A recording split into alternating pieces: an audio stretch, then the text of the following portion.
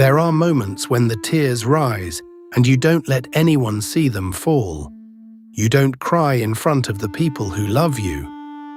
You don't cry when the pain is happening, only later, only alone.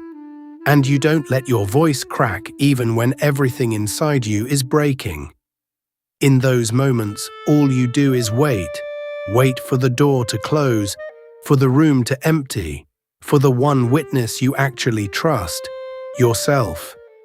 You let the tears come without an audience, without someone rushing to fix it, without the world watching you fall apart. And somewhere deep inside, that timing confuses you. Why would a person only let themselves feel the truth when no one is left to see it?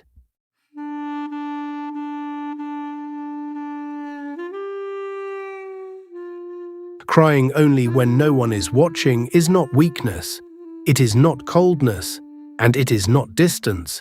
It is something quieter, something more careful, almost protective. It is your body choosing the one room where the tears won't be met with a hand on your shoulder that makes it worse, where you can finally set down a face you've been holding up all day. Many people mistake this pattern for someone who doesn't feel much, someone in control, someone unaffected. But in truth, it's often the opposite. It's a nervous system whispering that it is finally safe to stop performing and let the truth move through you. Think about it. So much of this habit was never taught in words. It was taught in reactions. The tears that made a parent uncomfortable. The sadness that got rushed instead of held. The crying that was met with "Stop, you're fine," before it was even understood. As children, when a feeling meets that kind of reaction, we don't stop having the feeling.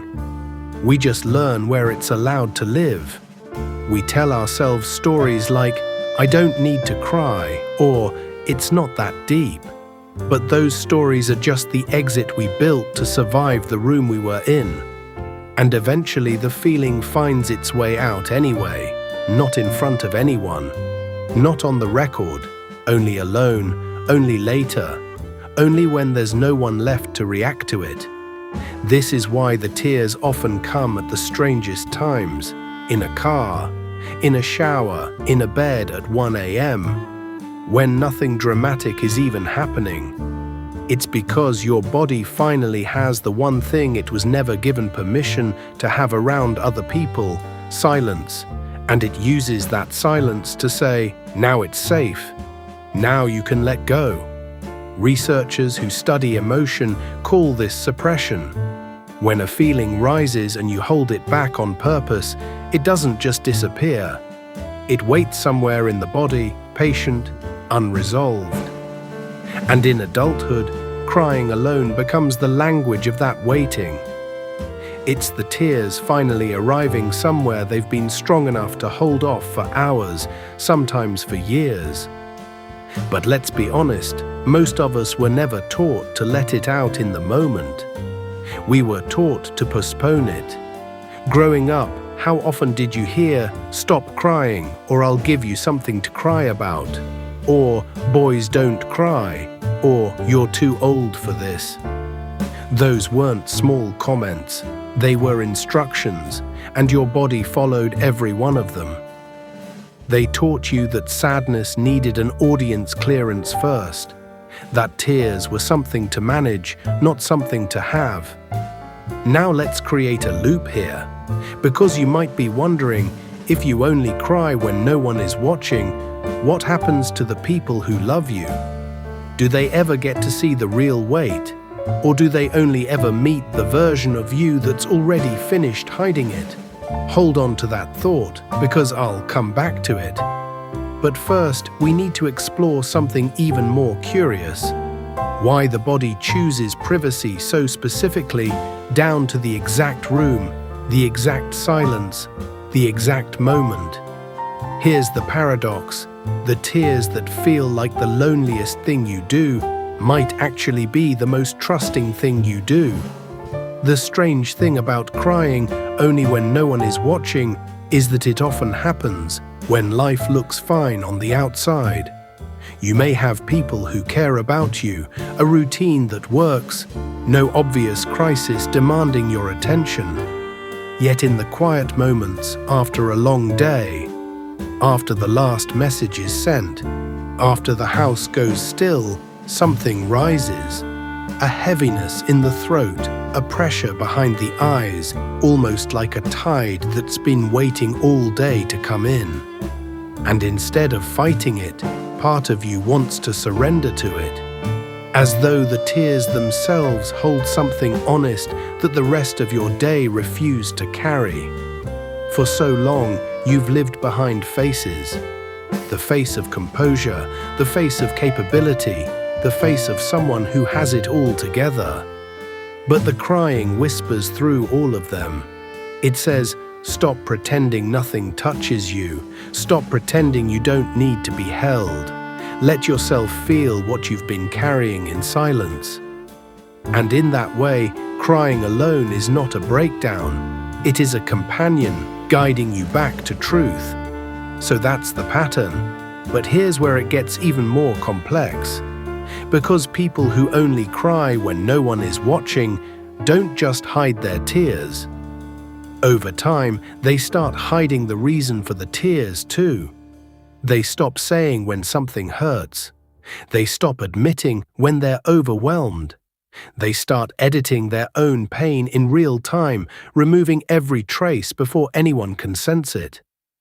And slowly, something shifts. The hiding stops being a choice. It becomes identity. Think of it like holding your breath underwater. At first, you're just waiting for the right moment to come up for air. But if you hold it long enough, you can hold in your pain. You can hold in your need to be seen. You can hold in your longing to be asked, what's really wrong? And eventually you forget what breathing freely even felt like. That's the hidden cost. The loneliest part isn't the crying itself. It's the realization that no one around you even knows there's something to cry about.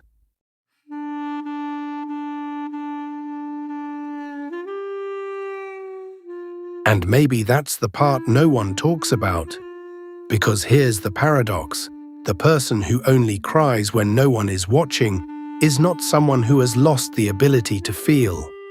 They are someone who feels so precisely that they've built an entire system to protect other people from the weight of it.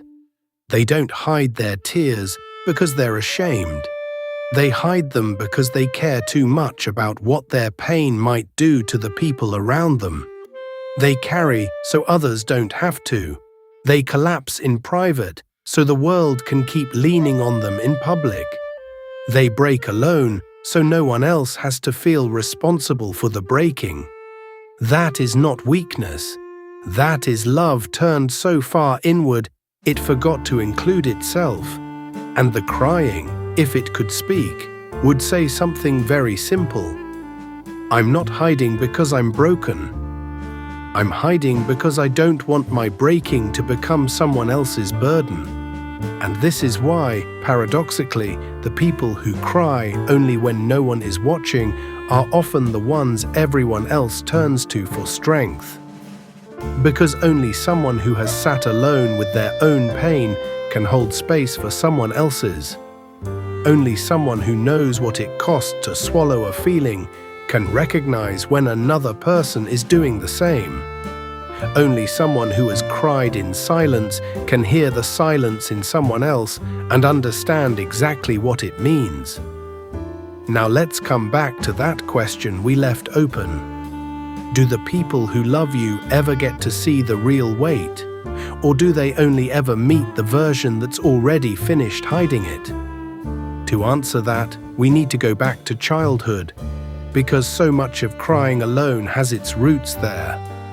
Imagine a child who once tried to show their tears openly. Maybe they cried in front of a parent and the response made the pain worse. Maybe they showed sadness and were told it was too much. Maybe they were never allowed to be soft, never allowed to need, never allowed to fall apart without the room turning cold.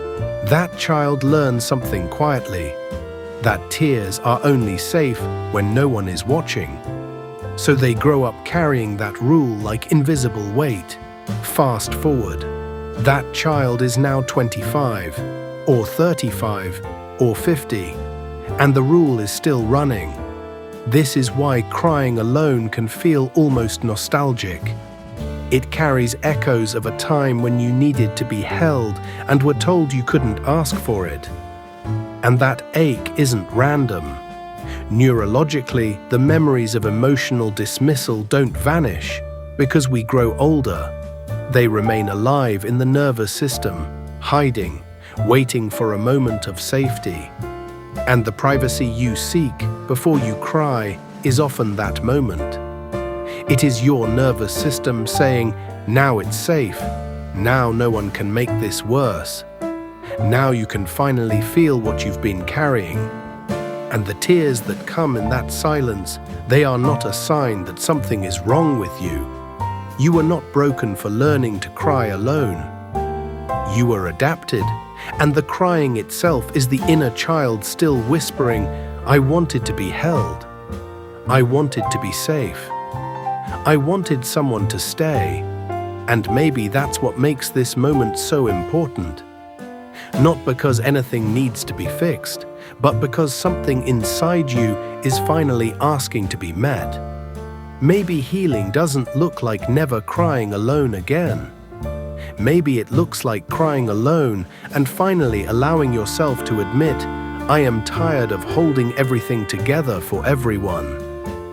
Maybe it looks like wrapping your own arms around yourself in that silent room and giving yourself the comfort no one thought to offer when you were small. It is the longing to be unguarded, to be soft without consequence, to stop performing composure and simply exist as you are. So the next time the tears arrive in private, welcome them. Sit with them as if they were an old friend bringing news from your past. Listen to what they carry. They may whisper of childhood rooms where crying wasn't safe. They may carry the weight of years spent performing strength you didn't always feel. They may simply ask you to rest, to stop holding, to let yourself be still for one unwitnessed moment. And though it may feel heavy, remember that heaviness is not here to punish you, it is here to release you. Because at its core, crying alone is not about sadness alone, it is about truth. It is about honoring the parts of you that were never allowed to be seen. It is about giving yourself the permission to feel what you once had to silence. And through that, it is about becoming whole again. Not by learning to cry in front of others, but by no longer being ashamed of the way you already do. So if tonight you find yourself crying when no one is watching, don't fight it. Don't rush to wipe it away. Don't tell yourself you're being dramatic or weak or too much. Sit with it. Breathe with it. Let it move through you the way it always needed to. For in those private tears lies your humanity, your honesty, and your hidden strength. Crying alone is not the end of connection. It is the doorway that allows connection to return, not as performance, but as something real.